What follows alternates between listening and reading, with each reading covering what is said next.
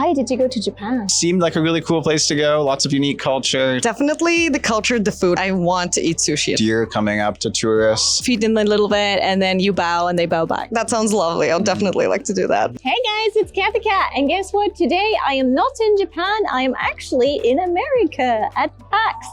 And we went and interviewed some very interesting people about their thoughts on Japan. So let's go and ask foreigners in America.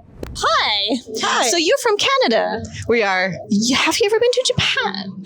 I have not been to Japan, but I really want to go. Our founder has gone hiking to Mount Fuji, and I'm very much into hiking, so I would really love to do that one day. All right. So hiking up Mount Fuji, why? I really like hiking, anything active, so that sounds like very interesting. I love the culture. I would love to see it, and it's just one of the most beautiful places you could hike, I think. So that's what I want to do. Well, you know that you have to pay for that now? Yes, I do, and I would. Okay. Yeah. Have you been to Japan? Yes, I have. Okay. Tell me all about it.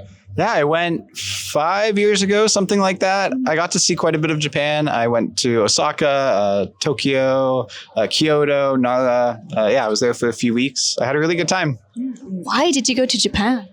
I was in Asia, actually. We work for a company called Makeship, and we had an office in China. And when I was able to get some time, I was able to go to Japan for a holiday. It always seemed like a really cool place to go. Lots of unique culture, temples, natural things to see as well. So I wanted to see it for myself. And being there, what surprised you the most?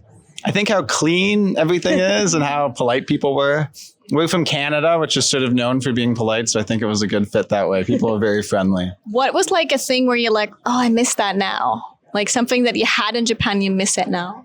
It might seem kind of funny, but people line up for things really effectively. There's no like butting in line like for the subway or trains or even at restaurants. Like very orderly, I would say, which is kind of nice. It's social interactions very predictable in Japan because there's sort of these social norms that people follow. Okay, you're missing the social norms. Yeah, it can be a little chaotic in big North American cities. Like Tokyo is a very big city, but it's not very chaotic compared to a city like New York or Toronto. You said your interest in Japan. Is there anything like if you like envision Japan, what is like something you connect with Japan? Maybe anime, manga, games, cute plushies. I mean, looking at your cute shirts, what's like your Japan connection?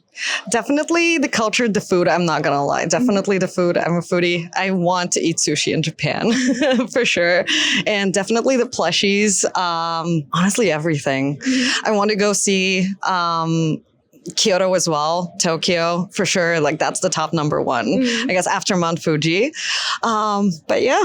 Mount Fuji, Kyoto. What else is on your must-do list? I did have some friends that we did that were on an exchange program from university. They were from Hiroshima, so they've invited me. I hope I get to finally visit them after a few years after I've graduated from university. So I hope I get to see that too. Do you have any Japanese friends in Canada? No, I don't. I don't have any.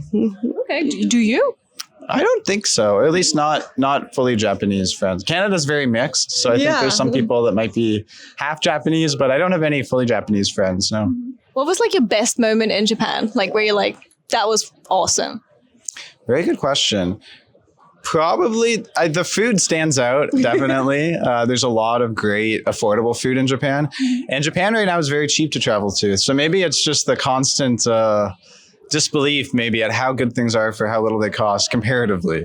So that was really great. Nara was quite cool. It was kind of surreal seeing all these deer coming up to tourists. In Canada, we have a lot of wildlife, but they tend to stay away from people. So that was very unique. I'm adding that to the bucket list then. Nara? You go Nara? Yes, so now I'm adding that too. Do you know what happens when you come up to a deer in Nara? I hope it's nice. Oh, you want to explain? They were friendly to me, so I don't know. Maybe there's something else that you've experienced. Or did you try bowing to a deer? Oh, yeah, I did bow to deer. And they sort of bow back from what I remember, yeah. So you go there, you feed them a little bit, and then you bow and they bow back. That sounds lovely. I'll definitely like to do that. There's also a cat island. I've heard of that. Is there a bunny island or am I? There's also a bunny island. I was going to say that next. Yeah. Okay. So we have cat island, bunny island, deer island. Oh, no, deer's on island, but. Yeah. Okay. Definitely want to visit those places now.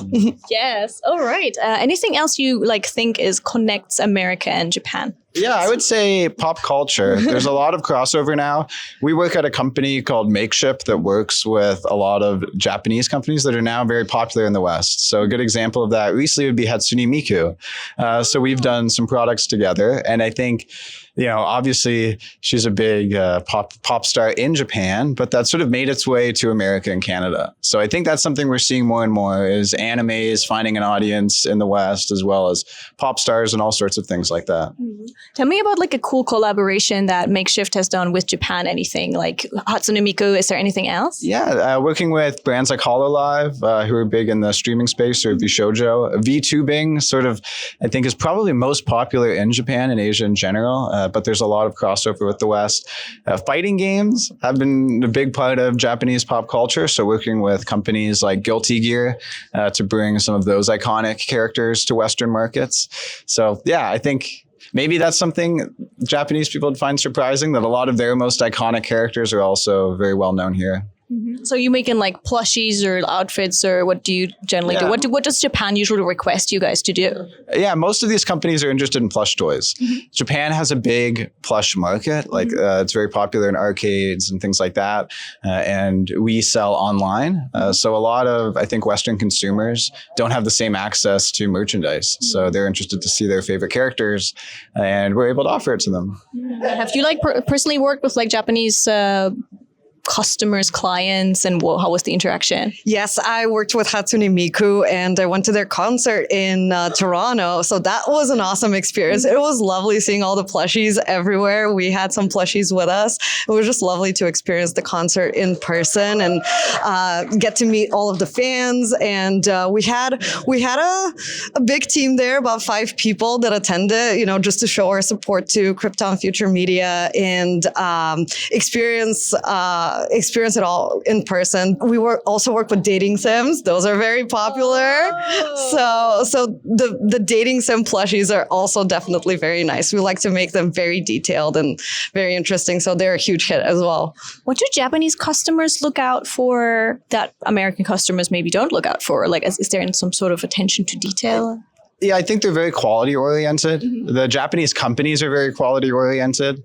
So luckily, our products are extremely high quality. So I think we can kind of meet their demands. But yeah, it's a lot about the quality of the product and also the relationship. I think Japanese companies, it takes a little bit longer maybe to build rapport because trust is very important. So yeah, they're great to work with. We've had a lot of positive experiences, and I think their values align pretty well with ours. All right, guys, that was it from PAX West so far, but there's another video right here with an interview that you might like. So click that one and I'll see you in the video.